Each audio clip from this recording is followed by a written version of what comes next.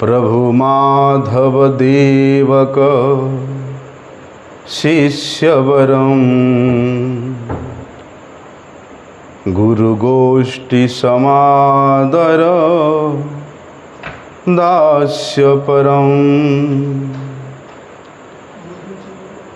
सुजनादृत संसन पूज्य पदम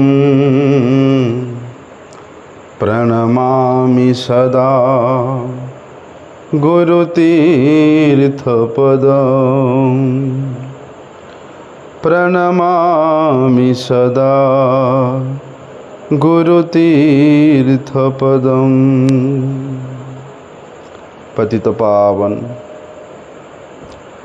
परम करुणामय परम आराध्यतम श्री गुरुपाद पद्म नित्य लीला प्रविष्टम विष्णुपाद परमहंस परिव्राजकाचार्य अष्टोत्तर शत श्री श्रीमत् शिल भक्ति वल्लभ तीर्थ गोस्वामी गुरु महाराज जी के श्री अभय चरणारविंद में साष्टांग दंडवत प्रणाम करते हुए उनकी हेतु की कृपा प्रार्थना करता हूँ।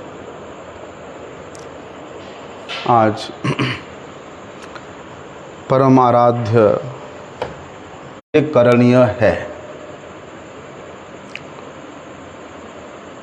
क्योंकि गुरुपाद पद्म ही उस जीव को भगवत तत्व का आलोक प्रदान करते हैं। भगवान के साथ उस जीव का क्या नित्य संबंध है उसको जनाते हैं। वे गुरुपाद पद्म ही उस जीव को भगवान के सेवा में अधिकार प्रदान करते हैं।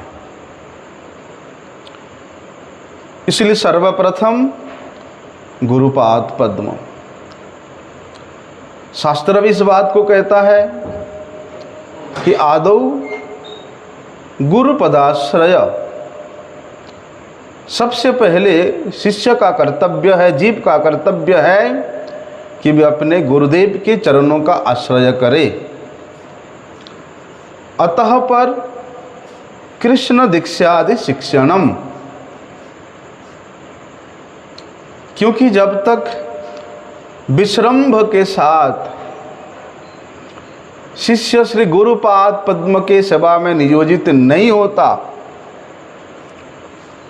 तब तक उसके हृदय में भगवत तत्व का उद्घाटन भी नहीं होता है। इसलिए गुरुपाद पद्म का सेवा किस प्रकार से करना है?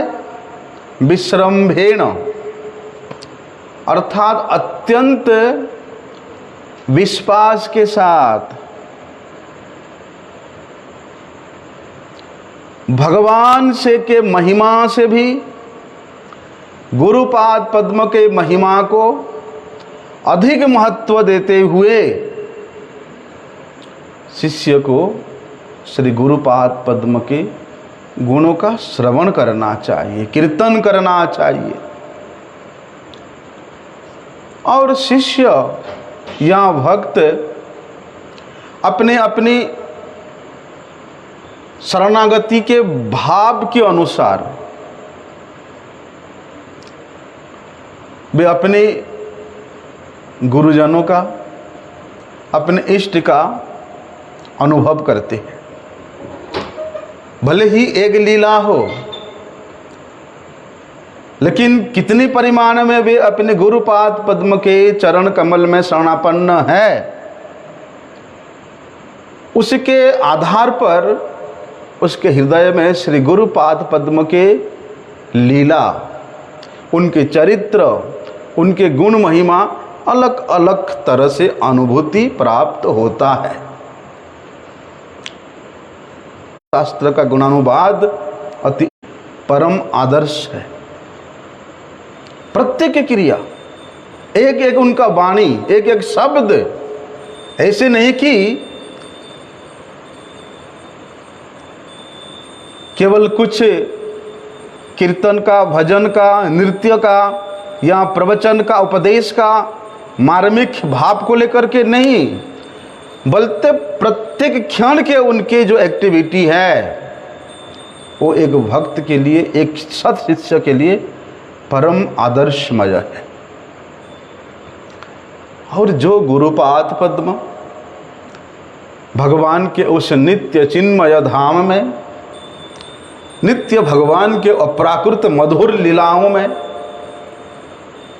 नित्य उसमें डूबे हुए हैं, नित्य उसको आस्वादन करने में लगे हुए हैं, ऐसे श्री गुरुपाद पद्म के दिव्याति दिव्य गुण महिमा को हमारे जैसा, विशेष रूप से मेरे जैसा इस त्रिगुण माया से बद्ध जीव किस प्रकार से कीर्तन कर सकता है। मैं सर्वथा उसमें अयोग्य हूं, लेकिन गुरु वैष्णव के महिमा के कीर्तन के, लेकिन गुरुपाद पद्म के प्रति भी शरणापन्न है। गुरुपाद पद्म के सेवा के लिए जो अपने आप को समर्पित किया हुआ है, ऐसे शिष्य गुरुपाद पद्म के विषय में कुछ भी भले ही उनके शब्द कोई शास्त्र युक्ति संगत ना हो, शास्त्र के छंद संगत नहीं हो, शास्त्र के व्याकरण अलंकार छंद युक्त नहीं हो, लेकिन शरणागति के आधार पर उस शिष्य के प्रत्येक शब्द श्रवण करने योग्य है, कीर्तन करने योग्य है और मनन करने योग्य है। इसलिए वैष्णव कुल चूड़ामणि हमारे गुरुदेव, उनके अपराकृत वैष्णवीय गुणों को ये संसार में भला कौन नहीं जानता है, कौन उससे अनजान है। श्री गुरु महाराज की दीनता आप कल्पना नहीं कर सकते हो। वे दीनता के साक्षात मूर्तिमंत विग्रह है। श्री गुरु महाराज की सरलता, आहा, आप कल्पना नहीं कर सकते हो। ऐसे दीनता, सरलता, किसी एक एक कंकर्या भास को भी आप कल्पना कर दो, स्मरण कर दो, उसी से ही आपका चित्त परम पवित्र होकर के भगवत गुणानुवाद करने का योग्यता प्राप्त कर लेता है। कितने सौभाग्यशाली हम लोग हैं, ऐसे श्री गुरु महाराज के श्री चरणों का आश्रय करने का सौभाग्य हमें प्राप्त हुआ है।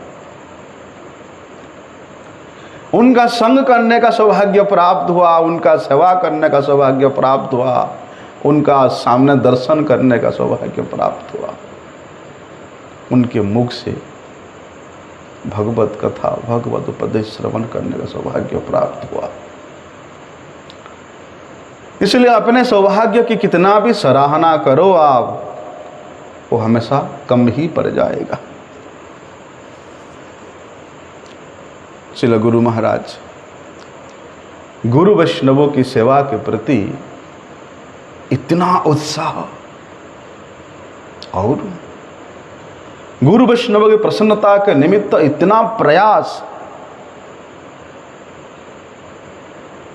श्रील परम गुरुदेव ऐसे एक निष्कपट शिष्य के जीवनी को देखते हैं और परम गुरुदेव कहते हैं, हमारे तो बहुत से शिष्य हैं, लेकिन तीर्थ महाराज हमारे हृदय के सबसे अधिक नजदीक है।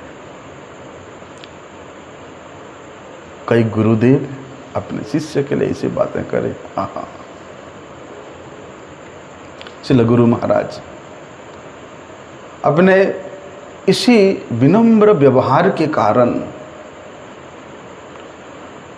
इसी गुरुगत प्राण व्यवहार के आचरण के कारण वैष्णव कुल चूड़ामणि श्री शिल भक्ति सिद्धांत सरस्वती ठाकुर प्रभुपाद जी के प्राय कई शिष्यों के सेवा करके उनके कृपा आशीर्वाद प्राप्त किए, उनके विपुल स्नेह का भाजन हुए हैं।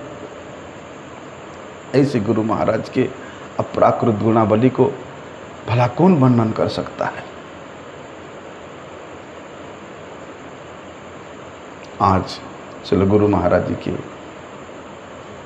अप्रकट तिथि है। स्मरण है उस समय का वो लीलाएं।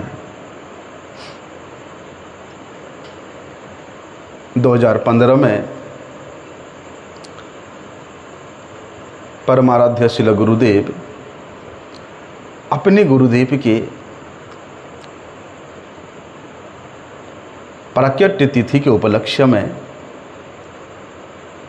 कलकत्ता मठ में व्यवस्था हुआ था। तो उसी समय हमारे गुरुजी के ही गुरु भाई परम पूज्य श्रील भक्ति निकेतन तुर्जास्मी गोस्वामी महाराज, वे अपनी हरिकथा के माध्यम से बड़े ही दृढ़तापूर्वक हमारे गुरुपाद पद्म के महिमा को वर्णन किया था। वे कहते हैं कि हमारे गुरुदेव उनके गुरुदेव के सबसे अधिक प्रिय शिष्य है।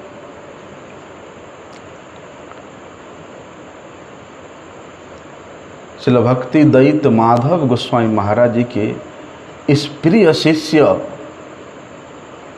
हमारे गुरुदेव के विषय में जैसे ही बोलने का इच्छा करते, बोलते वो इतना उनका गला भर जाता, इतना उत्कंठित हो जाते थे। और विपुल रूप से उन्होंने श्री गुरुपाद पद्म के अपराकृत गुणावलियों का वर्णन किया। यद्यपि उस समय श्री गुरु महाराज अस्वस्थ लीला का प्रदर्शन कर रहे थे, लेकिन श्रील महाराज जी कहते हैं कि आप लोग बोलते हो कि तीर्थ महाराज अस्वस्थ है, बोलते मैं नहीं मानता हूं इस बात को। उनके इस अवस्था को देख करके मैं मानता ही नहीं कि वे अस्वस्थ है, क्योंकि जो व्याधिग्रस्त व्यक्ति होता है उसका क्या कंडीशन होता है, हमेशा अस्थिर रहता है, चिंताग्रस्त रहता है, चिड़चिड़ापन रहे। 13 से लेकर 2017 के मध्य में कोई व्यक्ति सुना है गुरु महाराज कितना स्वस्थ, अंदर में कितना स्वस्थ, कितना शांत थे। कभी लगा गुरु महाराज का श्रीमुख मलिन हो गया है, सूख गया लगा? बरम उसी समय जिसमें गुरु महाराज अपनी उस लीला में थे, गुरु महाराज का श्रीमुख कितना सुंदर लगता था, कितना आकर्षणीय लगता था, है? इसलिए हमेशा प्रसन्न बदन रहने वाले श्री गुरु महाराज, मुखम प्रसन्न विमला च दृष्टि ही, वास्तव में जो अपने नित्य आनंद में मग्न है, बाहरी दृष्टि से वो कैसे भी स्थिति में क्यों ना हो, उनका उसका कोई आभास नहीं रहता है। देखो भगवान सर्वशक्तिमान है, वे परिपूर्ण वस्तु है, उनको किसी से कोई वस्तु की आवश्यकता नहीं है। फिर भी भगवान अपने भक्तों की सेवा को ग्रहण करने के लिए क्या करते हैं? विग्रह का रूप धारण करते हैं। अपने भक्तों का मंगल विधान करने के लिए भगवान अपनी निजी सेवा दे करके विग्रह के रूप में प्रकट होकर के उनके सेवा को ग्रहण करते हैं। नजदीक जो 3-4 जन है केवल वही सेवक है ना, जिन्होंने भी गुरुपाद पद्म के चरणों का आश्रय किया है, वे सभी के सभी श्री गुरुपाद पद्म का प्रिय सेवक है। हम लोग कई बार क्या करते हैं, मुझे गुरुजी के सम्मुख रहने का सौभाग्य नहीं मिला, गुरुजी के निजी सेवा करने का सौभाग्य नहीं मिला, इस प्रकार का चिंता करके व्यथित होते हैं। अरे देखो श्रील गुरुदेव, आप कितने भी दूर में क्यों ना हो, आपको सबसे उत्कृष्ट सेवा प्रदान किया है। साक्षात भगवान को प्रकट करके उनका सेवा आपको प्रदान किया है। साक्षात भगवान के नाम को आपके हृदय में वपन करके उस पौधे को सिंचन करने का सेवा प्रदान किया है। ये तो सबसे उत्कृष्ट सेवा है। इसलिए शिष्य कहीं भी रहे, कैसी परिस्थिति में भी रहे, वो निरंतर गुरु सेवक है, और गुरु सेवक ही, सेवक का कार्य ही उसका एकमात्र परम उद्देश्य है। इसलिए श्रील गुरु महाराज की जो अस्वस्थ लीला बाहरी दृष्टि से लोग विचार करते हैं, क्यों हुआ? जिसके हृदय में श्रील गुरु महाराज उस तत्व को प्रकाशित किए हैं, वे व्यक्ति कभी श्रील गुरुदेव को ऐसा अस्वस्थ मान ही नहीं सकता है।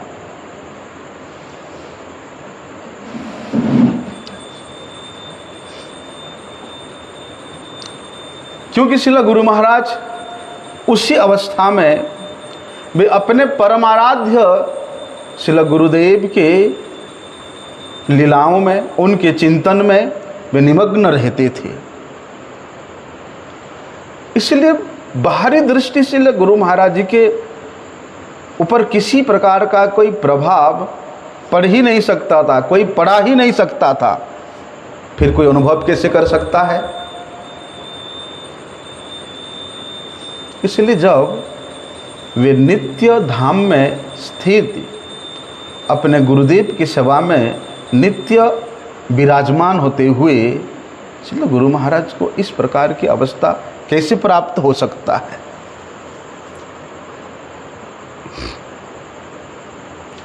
इस प्रकार से भगवान विग्रह रूप धारण करके अभिनय मात्र करते हैं, उसी प्रकार श्रील गुरु महाराज भी ये अस्वस्थ लीला का आभास प्रकट करके वे अभिनय मात्र कर रहे हैं। तो देखो लगभग प्राय